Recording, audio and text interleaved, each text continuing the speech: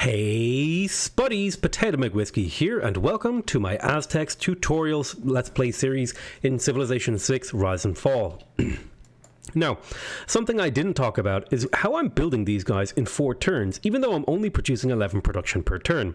Well, the card production bonus up here that I have slotted into my government, the plus 50% production towards ancient and classical era melee, anti-cavalry and range units, doesn't actually reflect in the production here, but it is applied. So I'm actually producing 11 multiplied by 1.5 production. So that would be 11 plus 5.5 is, I'm producing about 16.5 production. But don't forget, I also have my Pantheon here. That's giving me plus 25% production towards ancient and classical era military units. And as you can see, we are in the ancient era. And well, that's probably not a good way to explain it. The Eagle Warrior is it doesn't quite say it, but basically the Eagle Warrior is an ancient era unit, and so it's getting 2 production bonuses. It's getting a 50% and a 25% for a total of 75%. So we're actually producing somewhere in the region of like 18 production-ish. Will be 22. 11 multiplied by 75 or 7.75 is like 8.25. So we're almost making 20 production per turn. And you can see they attacked me here. I'm going to attack back with this guy, and then I'm going to attack with this guy. And we got unlucky. We didn't get another one. I definitely need to reinforce this over here now with a new Aztec warrior, because my units are starting to get pretty low on health. And there's also a scout being menacing. We're going to go ahead and send this builder over here to improve this pasture tile as well. And we're going to have a look around and see if we can use our gold to buy a better tile. And what it looks like over here is 3 tiles out, there's this really good sugar tile. And what it looks like is we don't have very good food growth in this area. So we are in fact going to try to buy our way out here.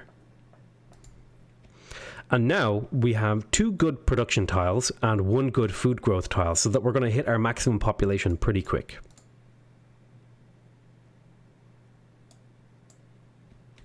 We're going to send these 2 warriors to go reinforce the army outside Buenos Aires to keep farming them for builders.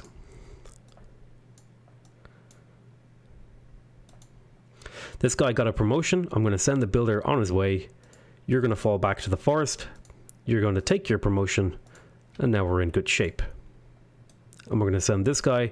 well, actually, we're going to send this guy out here to look for more barbarians to deal with. Because now that we actually have an infrastructure, we want to defend that and keep barbarians from being able to pillage it and destroy it on us. Okay, we have another Eagle Warrior finishing next turn.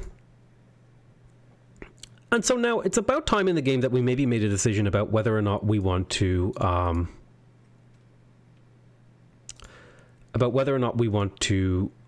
build a settler at this point. And I think it is a reasonably good time to build a settler. But what we're also going to do is, since we don't really have any other tiles that we can improve after this, and we've got more builders coming in, since he's already standing on the holy site, I'm going to switch to the holy site production here, and I'm going to tell him to add a chunk of production into the district. That will put a little bit of production in here, but then we're going to switch back to doing something else. I think 1 more Eagle Warrior will do the trick to keeping me safe in the early game and being able to farm villagers and builders off these guys. So you guys are going to hold on here. And we'll move this builder over here to assist.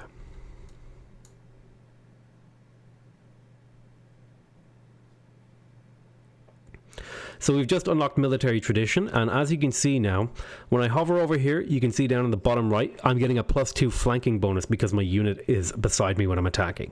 So we're going to make that attack, and we got ourselves another builder. And this is what you want to do with an early game city-state as the Aztecs. You just want to turn their builders into, you want to turn their warriors that they're going to be producing in the early game into builders.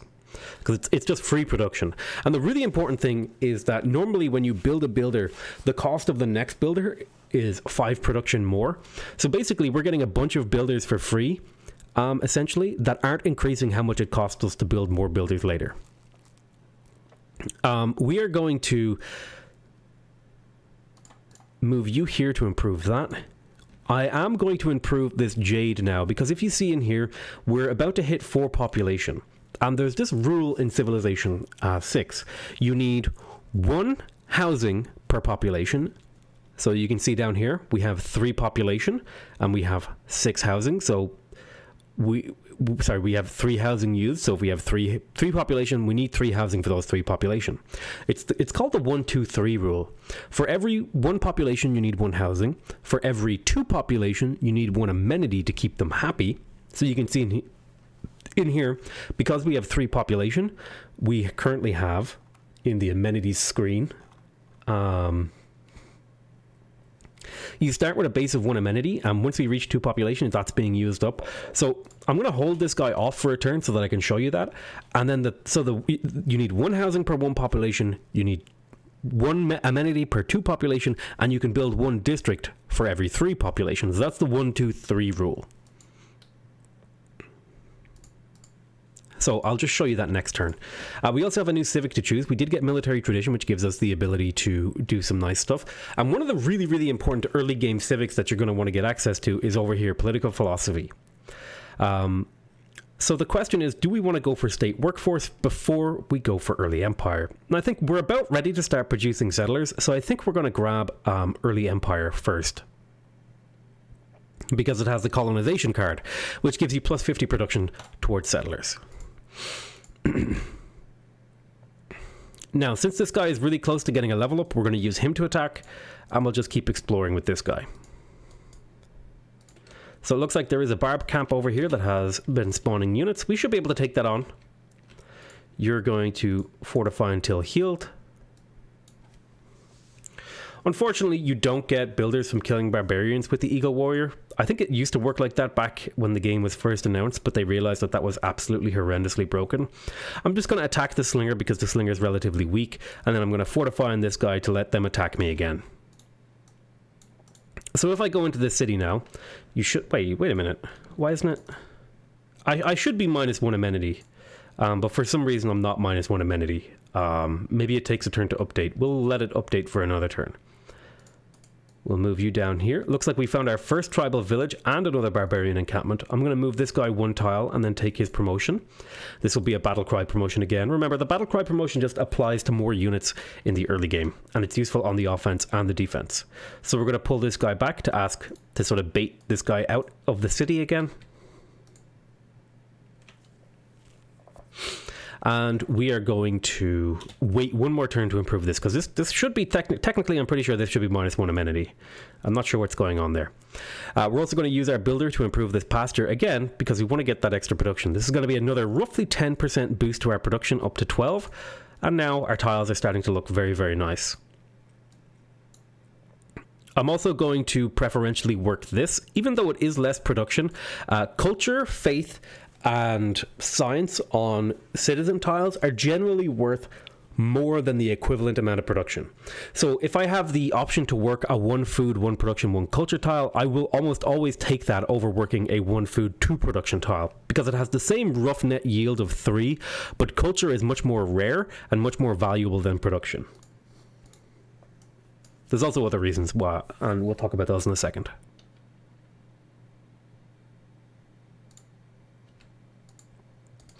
So let's take these guys on. You're going to fall back a tile to force them to either attack this guy or cross the river.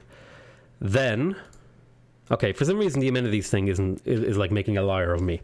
But we're going to build an improvement here.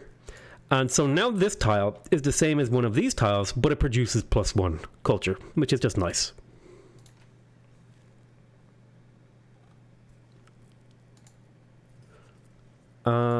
Right. Let's kill there. Let's pick up this tribal village, and we got a boost towards masonry. And now that we've picked up a luxury, our Aztec, our Eagle Warriors are even stronger, which is quite nice. Let's fortify there and send this builder on the way. Hopefully another warrior comes out of the city. And as I said, I predicted that the Slinger would try to cross the river, and it did.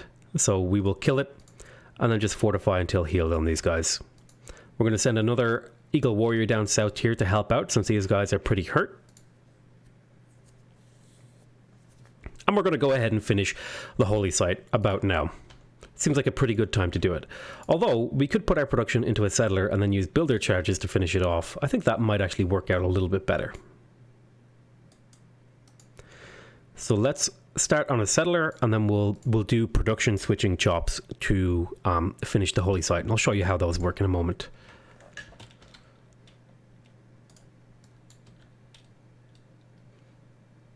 You're going to attack here. You do get less experience on the defense. Okay, I'm wondering where his units are. He's not sending them out anymore. Let's bring this guy down to help. Just stay fortified there. Pop up here. Let's see, we do have enough gold to maybe buy another tile. Is there a good tile that we could buy?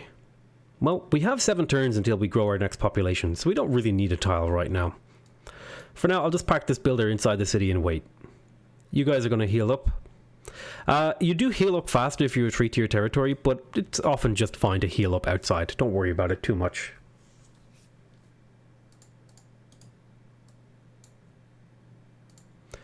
We're going to move you here, we're going to move you there, and we're going to do damage with this guy. We won't attack there because that will leave you too low. So as you can see here, I actually don't have the option to input production into this holy site with my builder, which is my unique ability as the Aztecs. But if I switch my production to the holy site, now I do have the option. So I input the production into the holy site, and then I switch back to a settler. And technically I'm getting to build 2 things in 1 turn, which is really, really powerful. I don't think I need to explain why being able to build 2 things rather than 1 thing is so powerful. It's basically like you're getting twice as much progress towards things than another civilization. Okay, I am going to attack with this guy because I know I can guarantee killing these spearmen, which means this guy will survive, and by attacking he's going to get some experience which will level up, which will allow him to heal and become more powerful.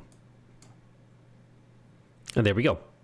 We also get some stuff from vanquishing these things, and you can see we already have 12 out of 12 points towards a normal age. We also just unlocked bronze working, which means we're going to want to build our encampment soon.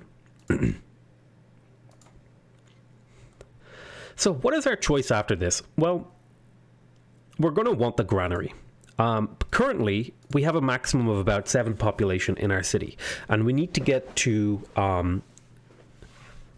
7. We need to get to 7 population to be able to build our 3rd district. We currently have the ability to build 2 districts because you can build 1 district at 1 population, 2 districts at 4 population, and 3 districts at 7 population. And currently our housing maximum limit is 7, and it's very hard to grow up to the maximum housing limit. So you want to have your housing limit be beyond that. So we're going to pick up pottery and build a granary in the capital so that we can grow beyond 7. The granary will also speed up how fast we grow. And we're going to do the production switch again, so that we're getting a holy site and a settler out really, really fast. You can also do great people scouting to have an idea of what your opponents are doing in the early game. For example, I opened up the great people screen here, and I see down here that somebody has a campus and is getting research points towards Hypatia. We'll talk a little bit more about great people later, but that's just a little tip for maybe a little bit people who have a little bit of experience with the game that maybe didn't know about that. So we're hoping this guy attacks us again. Very nice. We'll be able to kill him and get a chance at a builder. They've also got a builder out here in the city. We don't actually want to kill this city. We just want to keep farming it for builders. We're going to switch to the holy site. And this time we're actually going to finish the holy site with the city because the production will overflow when we finish the holy site. So even though we only need 1 more production to finish the holy site, 11 production will overflow, and so we should be able to finish this settler in 1 turn next turn as well. Let's go ahead and attack this scout here. This guy is going to take a promotion. He's not going to move much because he's going to just be healing up. I'll take the battle cry promotion, and this guy will heal up as well. It's not worth it to walk all the way back to your territory to heal. So we just unlocked foreign trade, which gives us the ability to build a trader, and it looks like a city-state has been defeated as well. We're not going to build a trader, but this does unlock some new cards that are worth talking about, but we're not really worrying about them right now. I think it could be good now that we're not building anymore. We're not building units right now. We're going to swap out Agog for Discipline so that we do more damage against barbarians. I think keeping the +1 production is still worth it. And we got some more era score from having a holy site with a really high starting adjacency.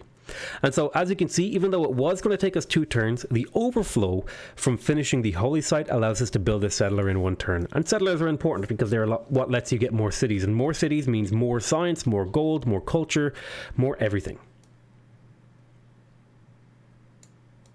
We're also going to want to place an encampment. But the problem is I don't have a very good tile to put an encampment. But I do want to put my districts on these tundra tiles because tundra tiles are a lower value. In particular, something like an encampment, which generally speaking doesn't have adjacency bonuses. It's worth it to buy like a tundra tile and then place a district on it rather than kill these really nice forest or deer tiles. So we're just going to, again, we're going to place the encampment district here. And you'll notice that this now costs 88 production. If you remember, the holy site cost us 63 production when we built it, whereas this one is going to cost us 88. So you can see, even though we've only really advanced a few technologies, the cost of these districts goes up very rapidly. So placing them early is really important. We're going to pull this guy back and hopefully bait this unit out again. And we'll move this builder over to start building the encampment district. This is something unique to the Aztecs, which maybe isn't the best example of how to play the game. But it is something, maybe it's more of like an Aztec Prince guide, I guess, than just a general Civ guide. Okay, we have our first settler out, and now we need to choose where we want to settle. We have a few good options, and we have a few terrible options.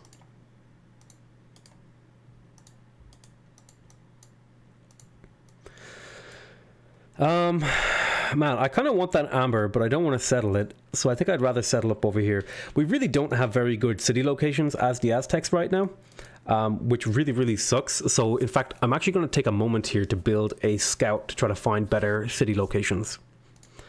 I think I might settle up over here for a number of reasons. First of all, it's going to allow me to buy this nice iron tile, which is a really good production tile. It's also going to give me access to sugar, which is a really good growth tile. And if I settle here, I can build an aqueduct to this mountain to get full housing anyway. So even though this is a really suboptimal settle and I would much rather walk all the way up here, just because I don't have the knowledge of walking up here, I'm going to take a compromise and settle a really bad city because it's the only real option I have. This is actually really terrible land that we have right here. But we are only playing Prince, so it's still a winnable scenario. And again, we're just going to let them hit us first. The AI is kind of dumb, and they will almost always attack you first, even if it's not to their advantage.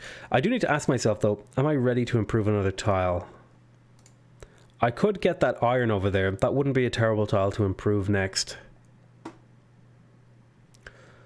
I tell you what, I'll sink one builder charge into here, and then I'll get this last builder charge to walk over there.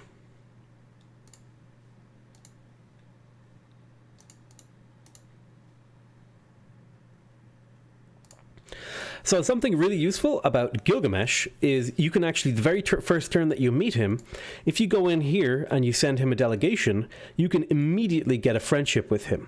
Gilgamesh is a very unique leader. He's the only person you can do that. On the very first turn that you meet him, you can get a friendship with him. And if you get a friendship with him, he'll never declare war on you. And as long as you don't annoy him too much, he'll be your friend for the entire game. And it looks like we got ourselves another builder. Awesome. So we've already farmed like 3 or 4 builders from this, and all it cost us was a little bit of early game tempo in the form of these warriors. So it's okay to exchange information on your capitals. I would recommend as you go up in difficulties, you maybe consider not doing that. It's also nice to be able to send a delegation to somebody. What that'll do is it'll just, generally speaking, improve your relationship with them, and it means you're more likely to have favorable relationships with your neighbors and enemies. Okay, we built the scout. Let's go ahead and have a look up here and see what we can find. we don't really have any viable targets to go trading with, but we are going to just keep building settlers. Generally speaking, you're going to want to get a few cities out. Anywhere from like 4 to 10 cities is a good number on prints. I would say 6 cities is like the minimum you want to be getting on higher difficulties to try to win. And we just killed ourselves another barbarian encampment to get ourselves a little bit of era score. We're going to keep scouting now. Our scouting has been pretty poor, but I think we've been getting a lot of value out of our units, even though our scouting has been pretty poor. We're going to build another city over here.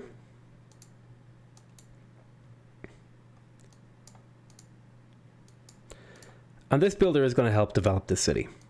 The very first thing we're going to make sure that we do here is... Well, I really want to buy this iron tile, but this would help this city grow a lot. This city doesn't have the housing to grow, though.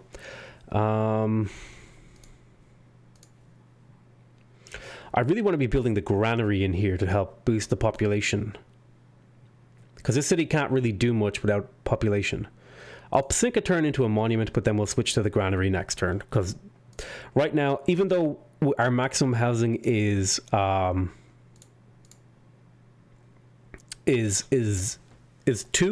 you take a 50% growth penalty when you are 1 population away from your housing limit. So it's actually, so even though this says 2, it's really more like a soft 1 that lets you keep growing, and it's only when you actually hit 2 does it really kind of kick in. So yeah, so technically this is more like a soft 6 than a 7. So always, I generally find like a reasonable level to grow your city is your housing limit -1. We'll take the delegation from Gilgamesh to try to keep his friendship, and we just unlocked pottery. So we're going to go into here and start building the granary as a priority. I wonder if I can get a friendship with him as well. Awesome. I got a friendship with him. Getting friendships with the AI in the early game is really important because it helps prevent them from attacking you. And as a player, you always have the choice to attack them later. So I think normally I wouldn't do this, but because we're going to want to build districts on these tiles, primarily... The first district we're going to place is probably this. I'll just use this like little circle to help remind me. Don't be afraid to use pins. This is going to be an aqueduct, and this will be either a holy site or a campus.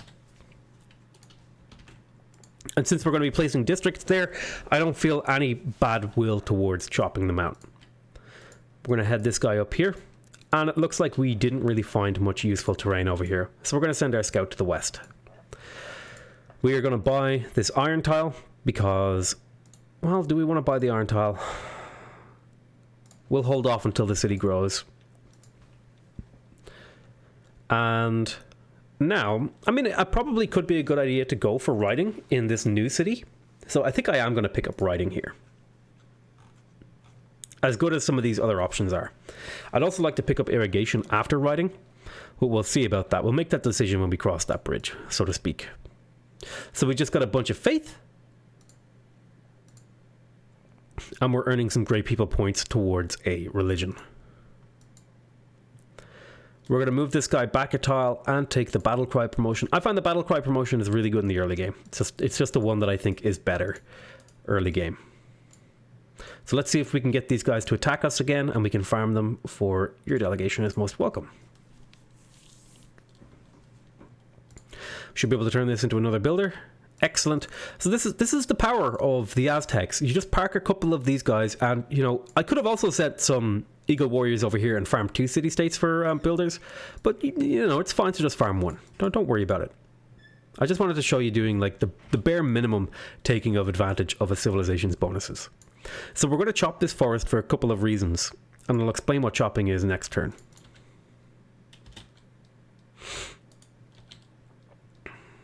You're going to fortify until healed, because you can't really reveal any information. I just want you nice and healthy.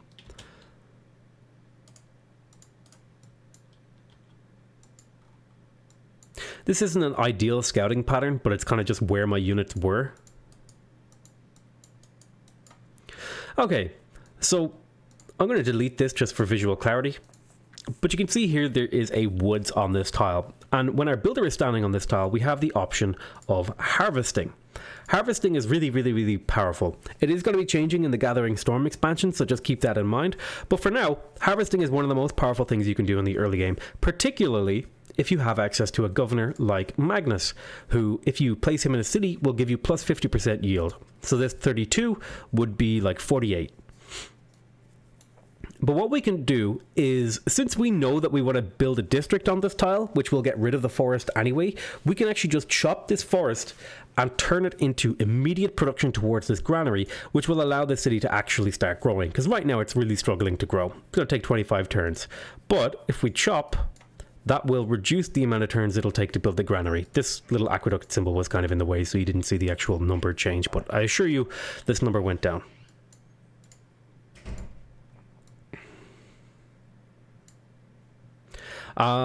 So there is a general rule to the thing where I said food is worth more than production in the early game, and that's if you're one away from your housing cap. If you're one away from your housing cap or you have negative amenities, you kind of have to take a lot of value away from food. So food is worth a lot less in this city compared to this city.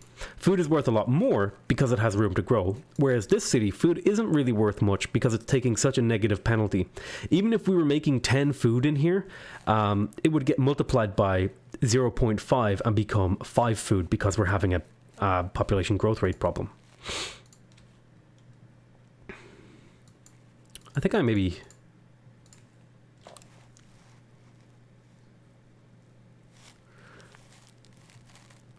Okay. So let's get exploring over here. I want to know more about over this area. You're hanging on there until this city grows. You are going to move out this way. And we're just going to keep exploring. I'm not going to explain as in detail my exploring patterns. Generally speaking, I'm just looking to reveal information. I'm looking for places to settle, basically. And we got pretty unlucky. We're sandwiched between coastline, tundra, snow, and desert, with mountains and city-states blocking the way, so settling cities is quite difficult for us.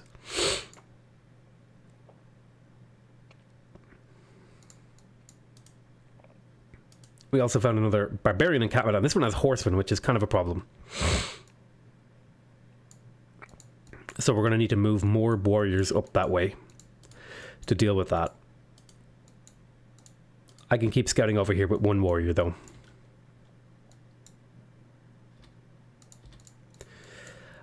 You are going to... Let's see, we'll bring you to here. We'll bring you to... here. I think it could be worth it to throw down a couple of farms in this city as well, because what that'll do is it'll increase our housing and get rid of this housing penalty so that we can actually work some growth tiles.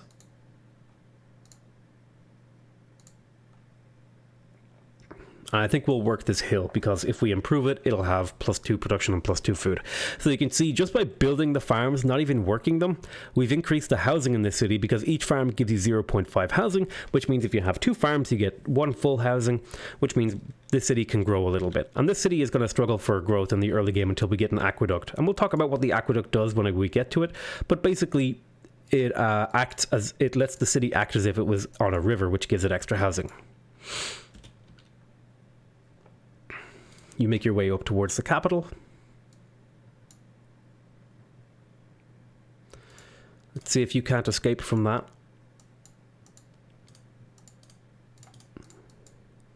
You're going to go up here and improve that hill.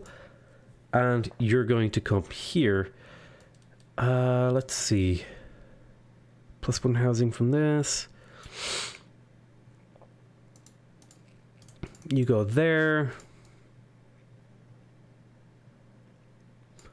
Just park in that city nice and safe. I guess I could also put you here for the campus. I'm going to go through my turns a little bit quicker now, because I've already explained sort of the general themes of what I'm doing.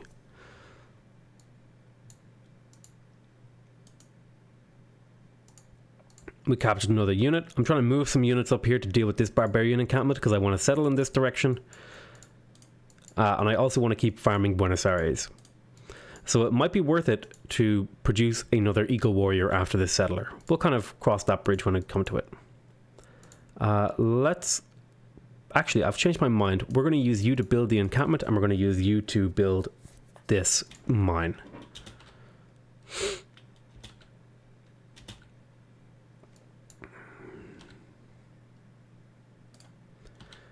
Use you to scout. You come this way.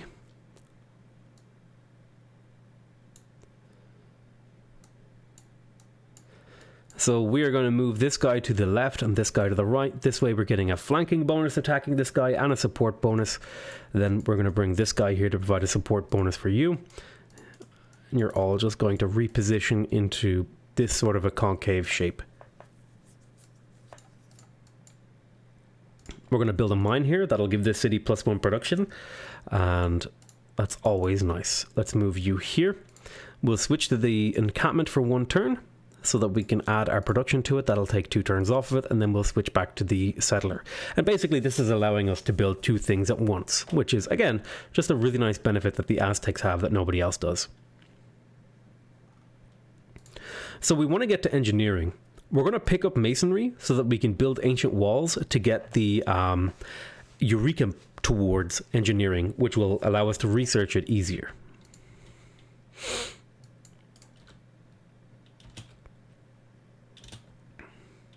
I'm just getting all these units to wait.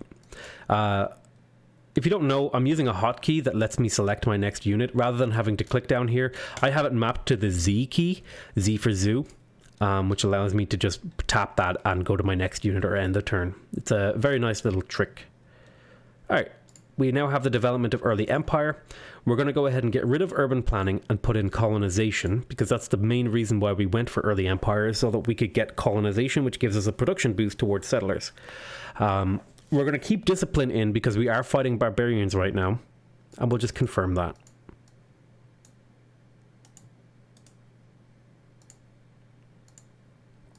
We're going to do the switch again and insert the builder charge into that. We can get started on our +2 campus over here and start feeding builder charges into it. Let's kill here and move you forward as well. We need to kill this barbarian encampment. Let's grab state workforce and then hold down shift to queue up other technologies and civics. So if I wanted to do like state workforce, mysticism, drama and poetry, and then political philosophy, it'll go 1, 2, 3, 4. But in this instance, we just want to get the political philosophy as fast as possible. So I'm just going to left click on it and it'll queue up all the prerequisite technologies. The reason we want to get the political philosophy is because it gives you access to the new government types, which we'll talk about in detail when the time comes. By researching early empire, we've gained access to our very first governor title. Now, I don't have the time to really go into detail to each and every governor. I don't think that's really important for a new player.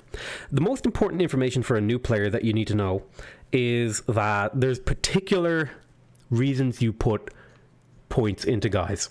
So, you don't need to know any of these bonuses, all right? The reason you put points into Victor is if you want to have a governor who will help you generate loyalty when you're going for conquest. The other reason you want to put points into Victor is if you want to have a governor that you can put in a city that you think is going to be attacked so that you can defend it better, because he gives your city +5 combat strength. And Garrison Commander is also quite nice, and so is Defense Logistics. Basically, this guy is good for either generating loyalty or for defending a city. Amani is quite useful for generating loyalty or getting suzerainty of a city-state. Moksha is good if you're going for a religion game. Just plop 1 point into him, put him into your holy city, and then he will increase the religious pressure from all nearby cities. Magnus is almost always going to be your first choice, either Magnus, Liang, or Pengala. I would rate them in that sort of order. I would almost take Magnus, then Liang, and then Pengala.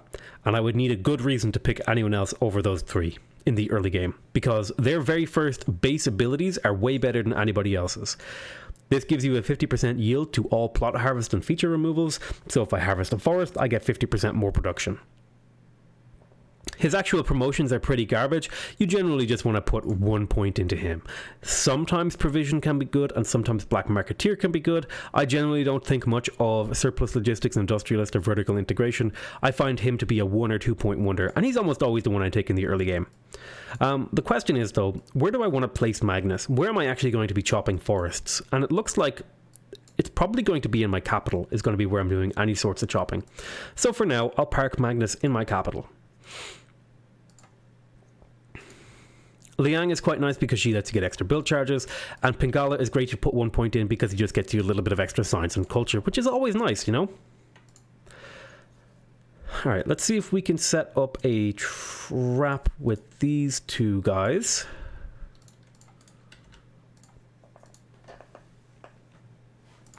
Okay, this city has grown in population, and now I want to work this iron tile because it has science on it.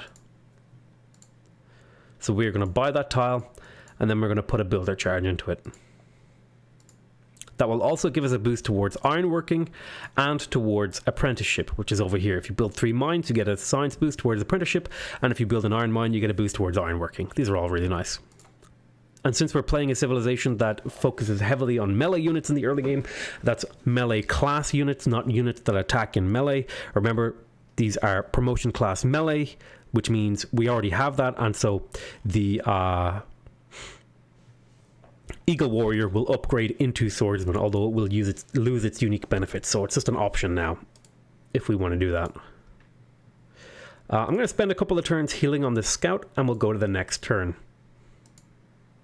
Oh, I meant to switch away my production here. That was a mistake. It's not the end of the world, but it did slow down my settler by 1 turn.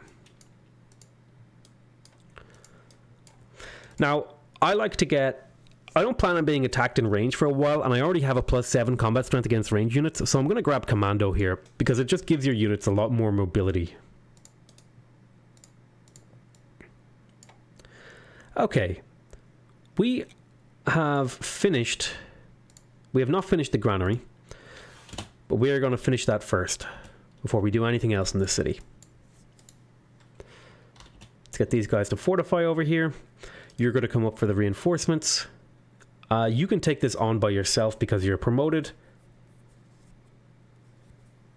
Really? Battle Cry works against those. Wait, what?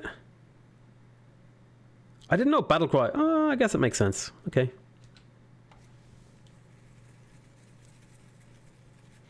That's interesting.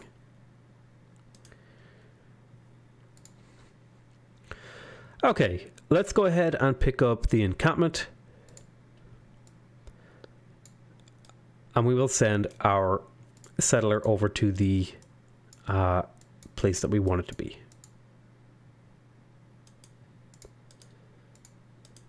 We'll get a nice surround so that we can kill this pretty easily. We'll do extra damage when you flank someone, remember? And we got enough error score to get a golden age. That's what this little symbol down here means. But we'll talk more about that when we come across that bridge. I hope you can kind of see how a game starts to come together.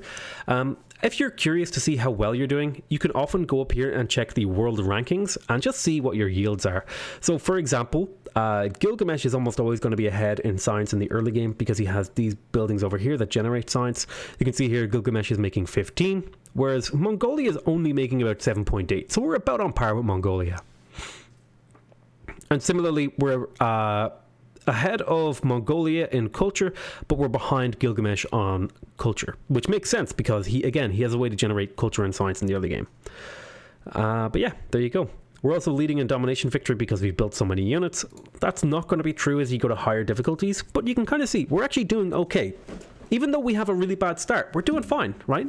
We've used our special ability to get builders to supercharge our infrastructure, and we already have 2 districts finished by turn 57. We have 2 settlers out, and we're just churning along nicely. I'm going to call that the end of the episode, though. I hope you guys are finding this very useful. Please remember to subscribe if you want to see more videos from me. Remember to leave a like if you want to directly support my channel, and remember to leave a comment if you want to give me your feedback. Other than that, I want to say I love you all very much, and I'll see you next time.